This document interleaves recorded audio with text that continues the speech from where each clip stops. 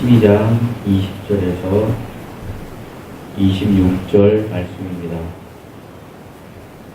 찾으셨으면 저와 여러분이 교독하시겠습니다.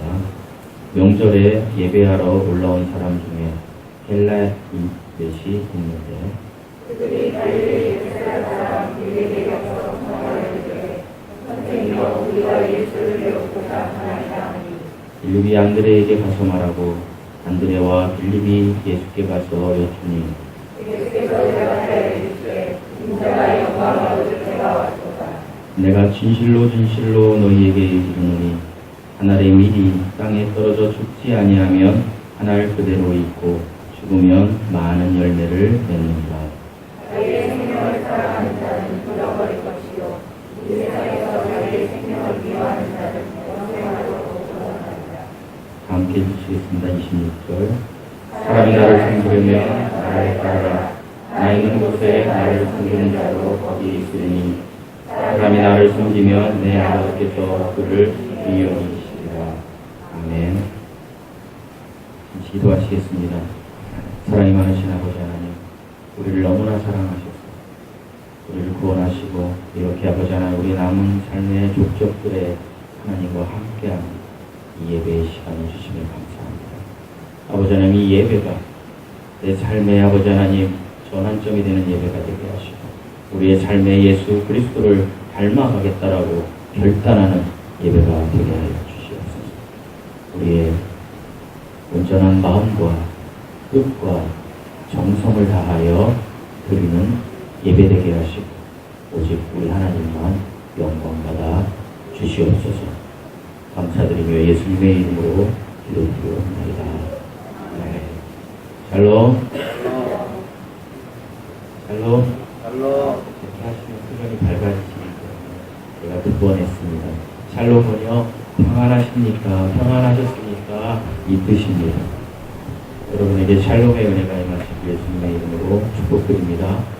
본문의 이야기는 20절에서 26절까지 본문의 이야기는 유대인의 명절 6월절에 예배하러 올라온 사람 중에 이제 드디어 한 부류의 사람들이 나타납니다. 그것은 헬라인입니다. 지금까지는 유대인들의 이야기가 계속 전개되었다라고 하면 이제 헬라인이 최초로 등장합니다. 헬라인은 이방인입니다. 유대인들이 이야기하는 외인입니다. 이제 헬라인 몇이 있는데 이들은 이방인이면서도 유대인의 명절인 6월절에 하나님을 예배하러 예루살렘으로 왔습니다. 그리고 그들이 어디 사람? 벳세다 사람 빌립이라는 예수님의 제자에게 이제 묻습니다. 우리가 여기에서 조금 보충 설명을 할 필요가 있습니다. 헬라인들이 왜 벳세다에 사는 빌립에게 먼저 이야기를 하였을까요? 두 가지입니다. 첫째로 벳세다는 시보드르니게라는 헬라, 그리스 지역과 접경입니다. 그래서 그리스 사람들과 왕래가 많았던 지역입니다. 심지어 벳세다 지역에 헬라 사람들, 즉 그리스예요. 그러니까 헬라가 오늘날 그리스예요. 제가 두 가지를 이야기하는데요. 헬라 사람들이 거기에 살기도 했습니다. 그래서 그 벳세다 마을의 사람들은 헬라 사람들의 영향을 많이 받았어요. 그런데 아마도 빌립의 아버지가 그 영향을 많이 받았던 것 같습니다. 왜 그렇습니까? 빌립이라는 이름은 헬라어 이름입니다. 그리스적인 이름이라는 것입니다. 그러니까 빌립은 어쩌면 이 사람들을 알았을 수도 있습니다. 그러니까 이들이 먼저 빌립에게 이야기합니다. 예수님을 좀 만나게 해주세요. 그러니까 빌립은 항상 같이 다니는 친한 형제 같은 사람이 있습니다. 누구입니까? 베드로의 동생인 안드레입니다. 빌립이 이제 예수님께 직접 가서 물어봐도 되는데 안드레에게 먼저 이야기를 합니다. 이들이 예수님을 보고자 하는데 아마도 안드레와 빌립은 의논했을 것입니다. 이방인들을 예수님께 데리고 가도 될까? 지금까지 예수님은 우리 유대인들을 위해서 유대인의 왕으로 오셨다라고 이야기하시면서 많은 표적과 기적을 일으키시고 하늘의 왕국의 복음을 우리에게 전해주셨는데 이방인을 데려가도 될까라고 고민했을 겁니다. 그런데 여기서 우리가 또 한 가지 알아야 될 사실이 있습니다. 아이러니컬하게도 유대 사람들은 기적을 보고 많은 것들을 표적을 보고도 예수님을 어떻게 한다라고 성경 구절 말미에 되어 있으니까 예수를 죽이려 합니다. 계속 유대인들은 받으면서도 죽이려고 합니다. 우리나라 속담에 그런 말이 있지 않습니까? 은혜는 어떻게 해요? 물로 새기고. 그냥 은혜는 내가 받은 은혜, 내가 상대방에게 받은 은혜는 금방 잊어버리는. 그와 똑같이 이들은 그 은혜를, 하나님이 주신 은혜를 잊어버리고 하나님을 계속 죽이려고 했어요. 그런데 아이러니컬하게도 이방인인 헬라 사람들은 이 예수님을 만나고 예수님을 알고 그들이 깨달으려고 했다는 거예요. 사랑하는 성도 여러분, 여러분은 왜 교회에 오십니까? 그냥 오십니까? 개척교회니까 안쓰러워서 내가 자리를 채워줘야지 하고 오십니까? 아니면 다른 동기로 오십니까? 절대로 여러분이 교회 예배당에 와서 예배드리는 동기는 내가 하나님을 알아서 깨달아야지, 그리고 내가 믿어야지, 이 동기로 와야 된다는 사실을 잊어서는 안 됩니다. 그런데 이 예수님께서 이제 그들이 예수님을 보러 왔다라고 할 때 예수님이 23절에 이렇게 이야기하십니다. 우리 23절을 다 함께 읽어보시겠습니다. 시작.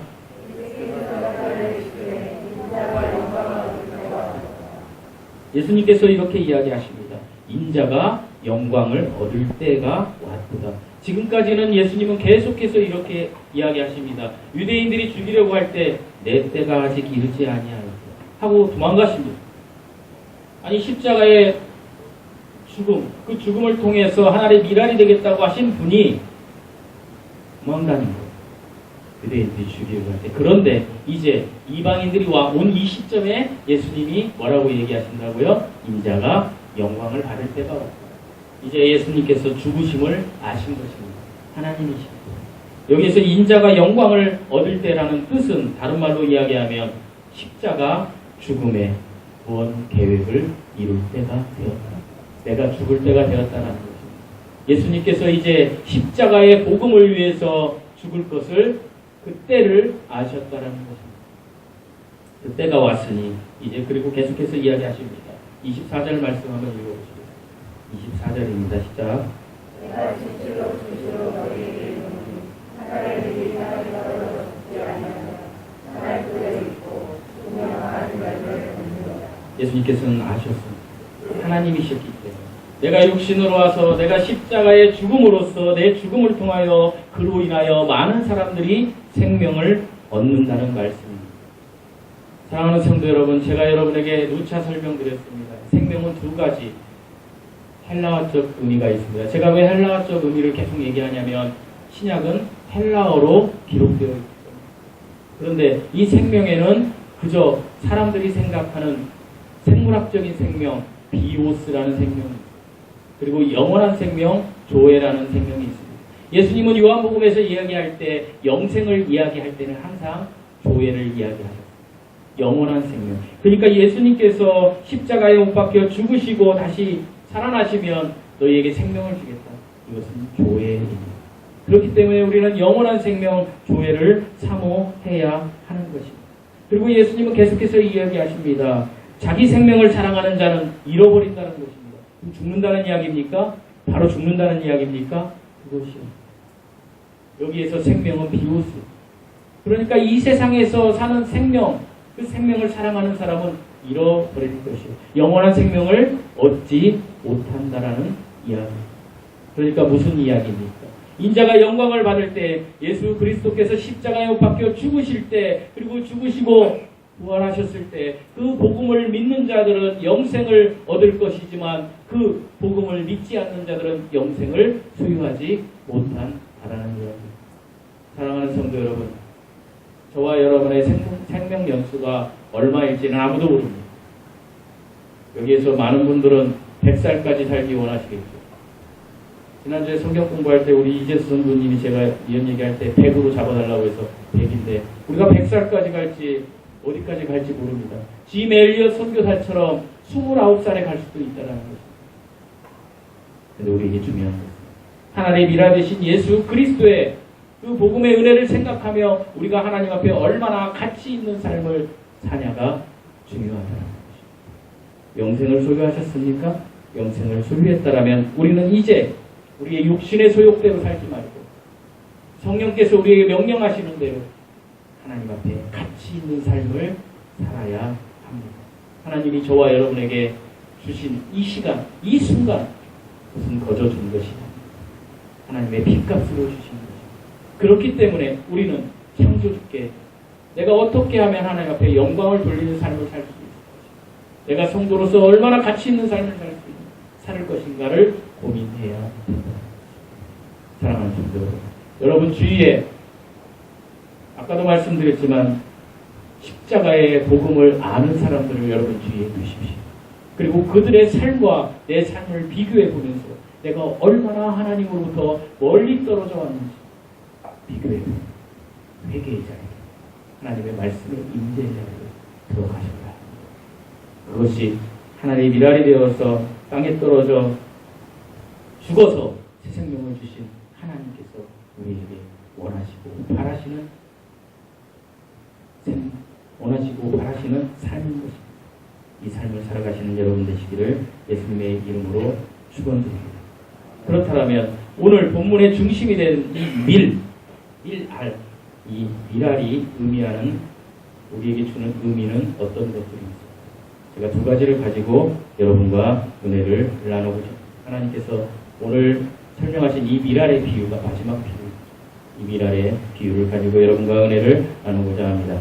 24절 말씀 다 함께 읽어보시겠습니다. 24절입니다. 시작.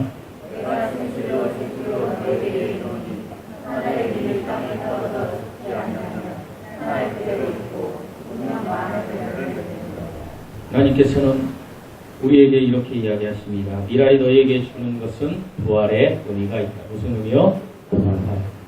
미랄이 우리에게 주는 첫 번째 의미는 부활입니다. 부활은 하늘의 밀이 땅에 떨어져 죽어야 그 하늘에서 겉껍질이 벗겨지고 새 생명이 싹스로 나온다는 것입니다. 예수 그리스도의 십자가의 죽으심과 그리고 싹스로 나오는 것은 부활입니다. 생명이 있기에 부활입니다. 이것이 하나님이 정하신 법칙입니다. 언젠가 말씀드렸습니다. 세상에는 이론과 법칙이 있다고 말씀드렸습니다.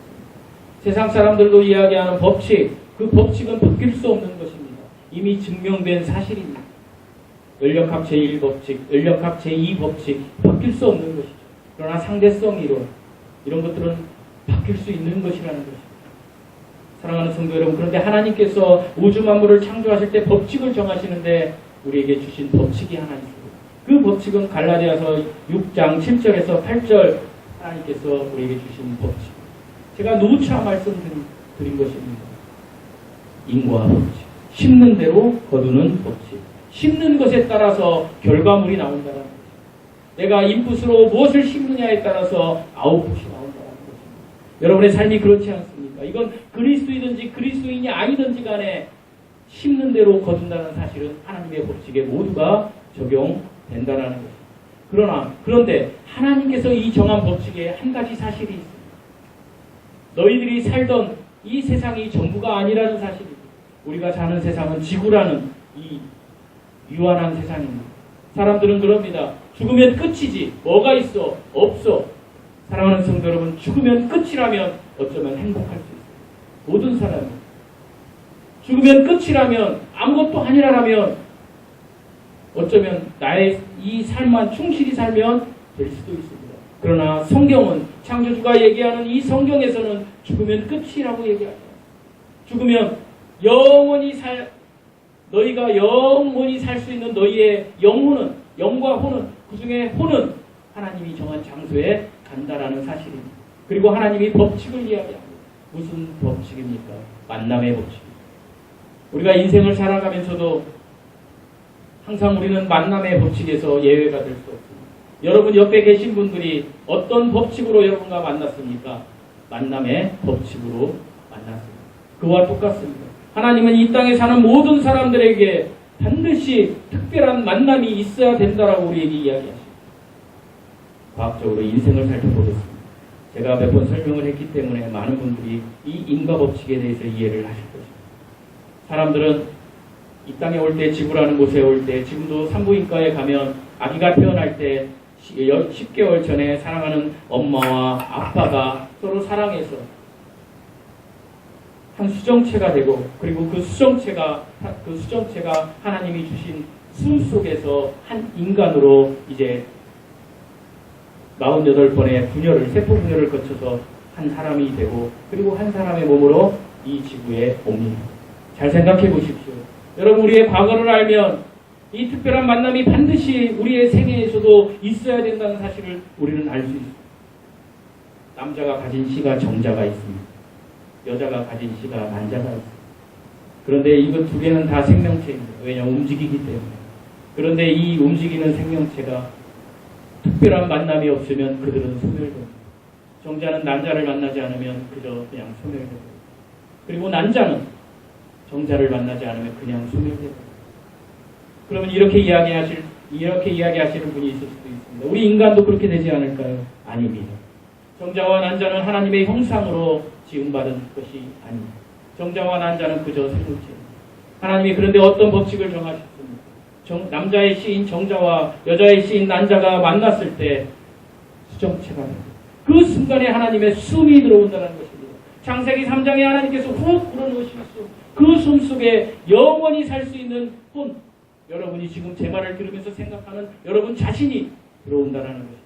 내 자신이 들어올 때 물체였던 것 수정체가 이제 살아 움직이기 시작. 그리고 세포 분열을 하는 것입니다. 그런데 한 생명체인 난자를 생각해 보겠습니다. 이 난자는 하루를 삽니다. 24시간. 난자가 24시간을 살 때 특별한 만남이 반드시 있어야 새로운 몸으로 태어납니다. 그런데 특별한 만남이 없으면 그냥 소멸됩니다. 이 특별한 만남이 무엇입니까? 정자를 합니다. 이렇게 했을 때, 이 특별한 만남이 있을 때 이것은 생명체로 다른 차원의 세상으로 나가게 됩니다. 그 세상에서 삽니다. 엄마 뱃속에서 10달 동안 이제 몸이 커집니다. 뼈도 생깁니다. 눈도 생깁니다. 귀도 생깁니다. 영원히 살 것 같습니다. 아무것도 안 해도 엄마가 알아서 공급을 해줍니다. 먹고 삽니다. 그리고 물속에서 숨을 쉽니다. 물속에서 숨을 쉬면서 삽니다. 그런데 10달이 되니까 하나님의 법칙에서 다른 세상으로 나와버립니다. 그것이 저와 여러분이 있는 이 세상입니다. 그 다른 세상으로 나오니까 물도 없습니다. 그리고 엄마가 먹을 것도 안 줍니다. 전혀 다른 세상, 그러니까 그 아기는 울어버립니다. 이것이 하나님의 법칙. 아기가 이 세상에 나오면 웁니다. 왜 웁니까? 내가 전에 있던 세상이 있었는데 이 세상으로 나왔기 때문에 우는 겁니다. 우리가 볼 때에는 아가야 엄마 뱃속에서 나오는 것이 당연한 것이란다. 우리는 이렇게 이해할 수 있습니다. 아닙니다. 하나님이 정하신 법칙입니다. 그런데 우리 인생을 한번 살펴봅시다. 우리 인생은 이제 우리 인생이 하나님의 형상을 통해서 그렇게 지음받아 이 세상에 왔는데 우리가 여기에서 사는 세상은 영생하는 세상이 아닙니다. 유한한 세상입니다. 이 세상에서 사는 것은 하나님이 우리에게 이것을 회복하기 위해서 그런 것입니다. 무엇입니까? 우리의 영이 온전하게 회복되기를 원해서 그런 것입니다. 아담이 죄를 지은 이후로 모든 사람의 영이 죽었습니다. 하나님을 모릅니다. 지금 이 자리에 앉아 계신 분들 중에 아직도 나는 하나님을 몰라 하는 분이 있을 수 있습니다. 하나님은 우리가 이 땅에서 삶을 살게 하시는 것은 그 하나님의 영을 회복해서 하나님을 알아서 그 하나님을 믿고 하나님 앞에 가치 있는 삶을 살게 하기 위해서 그렇게 하셨다는 거예요. 그렇게 했음에도 불구하고 구약 4,000년 동안 사람들은 여전히 하나님을 알지 못한 채 하나님이 조금 주면 오 하나님 하다가 또 죄짓고 또 하나님께 간절히 간구하면 하나님이 주면 부유해지면 내가 한 것이 뭐 하고 또 죄짓고 그것을 반복하는 것을 보시고 2000년 전에 그 하나님께서 육신의 몸을 입고 이 땅에 오셔서 그리고 증거물을 남기셨습니다. 그것이 복음입니다. 예수 그리스도를 믿으면 너희들이 나를 쳐다보면 나를 믿으면 나를 받아들이면 내가 반드시 너희의 영을 회복시켜 주시겠다. 사랑하는 성도 여러분, 여러분 인생에 이러한 특별한 만남이 있습니다.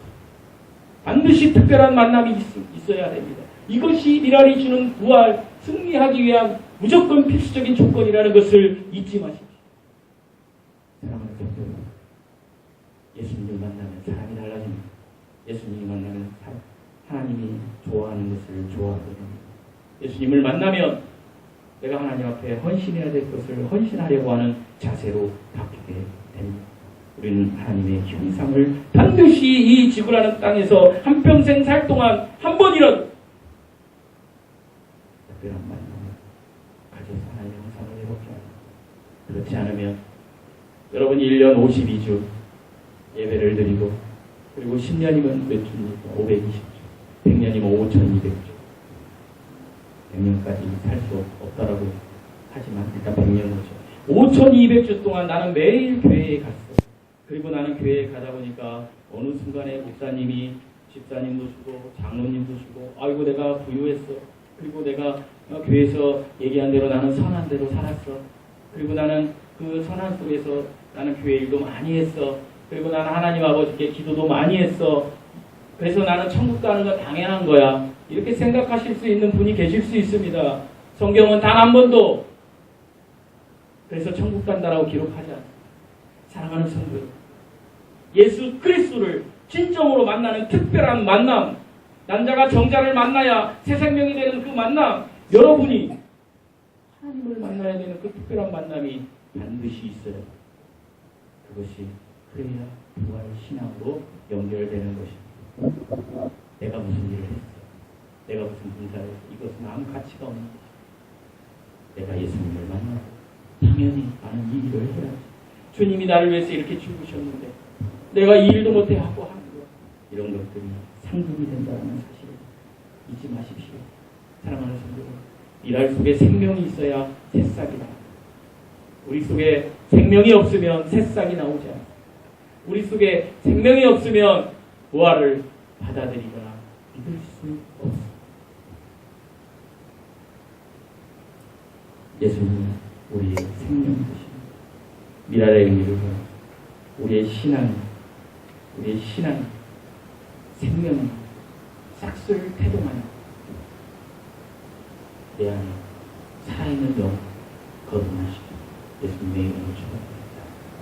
둘째로 미랄이 주는 의미는 예수님의 생애와 동일하다는 것입니다. 미랄이 지금 우리에게 주는 의미는 예수님의 생애와 미랄의 생애가 동일하다는 것입니다. 26절 말씀을 다 함께 읽어주시겠습니다. 26절입니다. 시작. 사람이 나를 섬기려는 나를 따르라. 나 있는 곳에 나를 섬기는 자도 거기 있으니 사람이 나를 섬기면 내 아버지께서 그를 기꺼이 여기시리라. 사랑하는 성도 여러분, 예수님은 자기의 생애가 땅에 떨어져 죽은 미랄의 생애와 같다라고 말씀하십니다. 제자들과 거기에 모인 사람들을 향하여 이렇게 이야기하십니다. 나를 따르라 라고 이야기하셨습니다. 그리고 자기 생명을 미워하면서 주님을 따르라고 권부했습니다. 그러면 하나님 아버지께서 귀히 여김을 주신다라고 이야기하십니다. 우리는 지금 자기 생명을 어떻습니까? 너무나 사랑합니다. 저도 너무나 사랑합니다. 이렇게 이야기하고 목사님 여기 순교자의 자리에 서서 목배임을 당하겠습니다. 아니요. 누가 죽음을 두려워하지 않겠습니까? 아기가 엄마 뱃속에서 이 세상으로 안 나오려고 발버둥치듯이 우리도 이 세상을 잡으려고 발버둥칩니다. 이 시간에 아주대 병원 6층 호스피스 병동에 죽어가는 사람들도 아마 삶의 미래가 없는 줄 알면서도 살아가려고 발버둥칠 겁니다. 저와 여러분의 모습입니다. 주님이 여기에서 이야기하시는 그 생명은 목숨, 혼, 이거의 뜻도 있지만 삶이라는 의미도 있습니다. 우리가 구원을 이야기할 때는 혼이라는 의미가 있습니다. 그 의미로 얘기할 때는 혼, 나를 버리고 나를 피우고 하나님의 것으로 나를 채우는 것, 그것이 맞는 것이다. 나를 미워하는 것이 그것입니다. 나의 자아를 미워하는 것, 나의 본성을 내려놓는 것, 이렇게 이야기합니다. 조금은 성숙한 이야기고 영적인 이야기입니다. 그러나 여기에서 생명은 삶으로도 표현됩니다. 여러분이 살면서 가장 1번으로 추구하는 것을 이야기할 수 있습니다. 제가 이렇게 묻겠습니다. 사랑하는 성도 여러분, 여러분은 이 땅에서 살면서 무엇을 가장 가치 있는 우선순위로 삼으십니까? 그러면 아무도 얘기 못하겠지만 속으로는 사람들이 돈. 사람들은 많은 경우에 돈을 세상의 가치로 삼는다는 것입니다. 그런데 주님은 뭐라고 얘기하십니까? 물질을 미워해. 세상의 변수를 미워해라. 그렇게 이야기하고 계신 것입니다. 왜 그렇습니까? 더 가치 있는 것이 있기 때문에. 그 더 가치 있는 것이 무엇입니까? 생명의 근원이신 예수 그리스도이십니다. 그러니까 내 생명을 미워하라는 것은 내가 훌쩍인 내 자아가 죽어서 죽는다는 건 나를 비운다는 것입니다. 내가 세상에 무가치한 것으로부터 자유한 것입니다. 사랑하는 성도 여러분, 어떤 사람이 무섭습니까? 여러분 주위에 돈이 많아서 그 돈에 그 뒷배경을 가지고 나 이런 사람이야, 이런 사람이 무섭습니까? 아닙니다. 돈도 하나도 없어요. 내가 볼 땐 나보다 훨씬 못해요. 근데 그 사람은 항상 웃고 기쁘고 예수 이러고만 다닌다고 어떤 사람이 있다라고 하면 궁금하지 않겠습니까? 뭐 때문에 저렇게 해요? 이런 사람들이 더 무섭지 않습니까? 하나님은 그것을 이야기하시는 것입니다. 사랑하는 성도 여러분, 우리의 마음속에 하나님을 향한 굳건한 믿음과 신뢰가 채워지면 우리는 이런 삶을 살 수 있습니다. 그렇게 이야기하시면서 예수님은 이렇게 이야기하십니다. 나의 생애가 너희들의 생애가 되어야. 예수님의 생애는 무엇입니까? 이 땅에 오셔서 자신을 욕하고 침뱉는 사람들을 위하여 표적과 기사를 일으켜서 빵을 주시고 병든 자를 고치시고 모든 것을 섬기다가 마침내 자신의 목숨마저 내놓으신 이 삶, 이것이 미랄이 이 땅에 떨어져 싹신하는 것과 똑같고, 그리고 너희들이 이런 삶을 살아야 된단다 라고 이야기하신 그것이 갈라디아서 2장 말씀입니다. 내가 그리스도와 함께 어디에 못 박히니? 십자가에 못 박히니. 지금 여러분들은 십자가 나무 거기에 이렇게 못 박히라는 이야기가 아닙니다. 우리의 자아를 예수님의 십자가에 다 내려놓고 죽여버립니다. 사랑하는 성도 여러분, 여러분이 사랑하는 것이 무엇입니까? 사랑하는 사람입니까? 돈입니까? 세상 명예입니까? 그것을 떠나보내는 방법을 소개하고자 합니다. 돈을 사랑하는 것을 나는 내일부터 돈을 사랑 안 해야지, 그렇게 결심하고 한번 가보십시오. 그러면 모레는 돈을 더 사랑하게 됩니다. 그게 세상 변수들에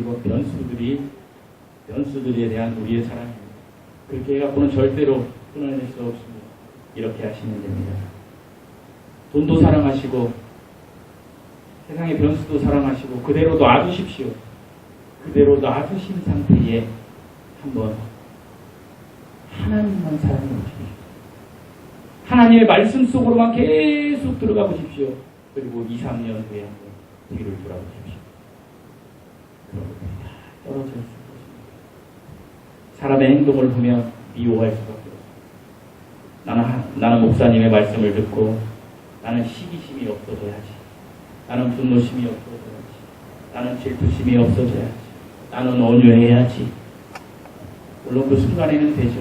뒤돌아서면 안 됩니다.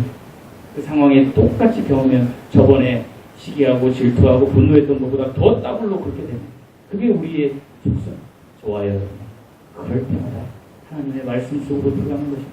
내가 막 이렇게 올라오면 에베소 4장 2절 3절 말씀 이 꺼내서 계속 읽는 겁니다. 모든 겸손과 온유와 오래 참은 사랑 가운데 하나님이 나한테 이렇게 얘기하셨지라고 계속 되뇌이면 내가 그것에서부터 점점 멀어진다는 것입니다. 이것이 예수님의 생애를 닮아가는 우리의 삶입니다. 진정한 사랑은 사랑하는 상대방을 따라가는 사랑입니다. 내 남편이 세상 것을 사랑하는데 세상을 따라가라는 이야기가 아닙니다. 세상 것을 사랑하는 내 남편, 세상 것을 사랑하는 내 아내, 그 아내, 그 남편, 그 자녀 다 인정해주고 존중해주고 나는 하나님의 말씀으로 보는 것입니다. 그러면 언젠가 그들이 나를 통해서 나의 변화된 나의 모습을 통해서 나를 따라오게 되는 것이 하나님의 것입니다.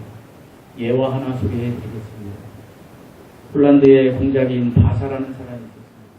그런데 이 사람이 반역을 일으킵니다. 반역을 일으켜서 왕에게 쿠데타를 일으킵니다. 그러니까 이 왕의 이름이 에릭 왕이라는 사람인데 사형을 처해버리려다가 그동안 바사 공작의 그 나라에 헌신한 일을 생각해서 종신형을 선고합니다. 그럴 때 그 반역자 바사의 부인 카타리나라는 여자가, 이거 실화입니다. 카타리나라는 여자가 왕에게 와서 사죄를 합니다. 이렇게 이야기합니다. 왕이시여, 제 남편이 왕을 반역한 것은 사형에 해당하는 중죄인인데 종신형으로 승용시켜 주셔서 너무 감사드립니다. 그런데 왕이시여 저에게 한 가지 소원이 있습니다. 그 소원은 제 남편이 반역자라면 저 역시 반역자입니다. 제 남편이 반역자라면 저 역시 반역자입니다. 그러니 저도 남편과 함께 평생 감방에서 종신령을 살게 해 주십시오. 라고 부탁을 합니다. 왕은 반역자의 부인인 카타리나의 그 말에 감동을 받습니다. 그 눈물 어린 간청을 듣고 감동을 받아서 이렇게 이야기합니다. 그래, 공장은 반역죄를 저질러서 종신령에 처하지만 카타리나의 그 감동적인 말, 그걸 통해서 나는 모든 재산과 지위와 특별한 혜택으로 너의 가족 모든 것을 내가 다 보장해 주겠다. 그러니 부인 집으로 돌아가시오. 이렇게 이야기합니다. 그러면 아마 저와 여러분 같으면 룰루랄라 갈 것 같습니다. 왜냐하면 남편은 빵에 있거든. 내 재산도 그냥 준대. 내 아이들도 이제 사회에서 얼마든지 부유하게 살 수 있게 해준대. 야, 가자. 죄진 놈은 죄진 놈이지 뭐 하고 갔을 것입니다. 그런데 카타리나가 이렇게 다시 반성합니다. 왕이시여, 왕의 그 은혜 너무 감사합니다. 하지만 그런 것은 다 소용없고 오직 저를 남편 옆에만 있게 해 주십시오. 그러니까 에릭 왕이 이렇게 얘기합니다. 왜 그런 어리석은 선택을 하십니까, 부인? 그러니까 그 부인이 왕에게 반지를 보여줍니다. 결혼 약속 반지. 그 결혼 약속 반지에는 폴란드어로 모라솔라라고 있습니다. 이 뜻은 이것입니다. 죽음이 두 사람을 갈라 놓을 때까지. 그런 뜻입니다. 죽음이 내 남편과 나를 갈라놓을 때까지는 내가 남편을 따르겠다라고 한 서약을 지키겠다라는 것입니다. 이 사건으로 바사와 카타리나 공작 부부가 17년 동안 감옥을 살게 됩니다. 종신형을 받았던 그들, 이제 그의 소원대로 남편과 함께 감옥에 들어갑니다. 그런데 왕이 죽습니다. 왕이 죽은 그 시기가 17년입니다. 그리고 새로운 왕이, 에릭 왕의 아들이 왕으로 등극합니다. 그 이야기를 들은 왕이 이제 그들을 석방하는 것입니다. 그러니까 17년 동안 남편과 똑같이 감옥에 가서 회개의 삶, 자신들의 죄에 대한 회개의 삶을 사는 것입니다. 그리고 나서 그들의 모든 것을 에릭 왕의 아들이 회복시켜 줍니다. 세상에 배웠습니다. 이것이 진정한 사랑입니다. 사랑하는 성도 여러분, 여러분이 구원받았을 때 하나님께 어떤 서약을 하셨습니까? 어떤 기분이셨습니까? 내가 구원받을 때 그때를 생각해보면 하나님께 서약하고 약속하신 거, 그거 다시 한번 꺼내셨습니다. 이 시간에 내가 그렇게 살아가는지, 이 카타리나 부부를 생각합니다. 내가 정말 하나님과 함께 살았는지, 하나님을 따르는 삶을 이용하지는 않았는지, 쉽게 생각해보십시오. 이렇게 생각할 때 우리의 진정한 회개가 있고 우리의 진정한 회심이 있으면 하나님이 여러분을 이전보다 더 풍성하게 회복시켜 주십시오. 우리들이 그렇게 살아가는 이 세상의 변수도 그거 다 회복시켜 주실 것입니다. 그러니까 하나님을 먼저 찾는 삶을 사십시오. 힘들지라도 어려울지라도 살아계신 하나님을 따르겠다라고 결단하고 그렇게 한번 살아보십시오. 사랑하는 성도 여러분, 반드시 복의 근원이 되실 것입니다. 이 은혜가 여러분 모두에게 임하시기를 예수님의 이름으로 축원드립니다. 기도하시겠습니다.